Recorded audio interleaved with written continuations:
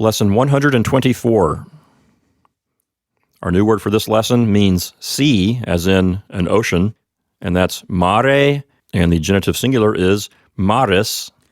Right. And mare is a bit of a special word because not only is it a third declension neuter noun, but it's also I-stem. And in a certain way, it's sort of the I-stemiest of I-stems. It's the most I-stemy of all the I-stems? Right. So that's like it's the I-stemmest? I would estimate so. Okay, so let's take a look at some of the characteristics of this noun, seeing as how it's neuter and an I-stem. In the chart you'll see circled, you'll see that the nominative plural form is going to have the letter I before the A ending.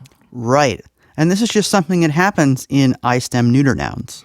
As I mentioned before, the reason we call I-stem nouns is because, technically speaking, there's an I at the end of the stem, which sometimes goes away or gets blended in with other vowels, but in this sometimes case, it hangs around and stays put right before the ending that it gets.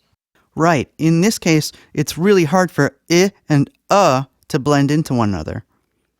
Okay, so the nominative singular form here is mare. The genitive singular is maris. So if we want to find the genitive stem, we would take maris, the genitive singular form, remove the ending, which is is, and that leaves us with the genitive stem, which is mar. Okay, so if we want to make it nominative plural, we would think to ourselves, okay, we just add a to the genitive stem and get mara, but that's not what happens. We have that extra I, which is really technically part of the stem, and that's why we call it I-stem again. So maria is the nominative plural and the accusative plural, because with neuter nouns, as you know, the accusative forms are the same as the nominative forms.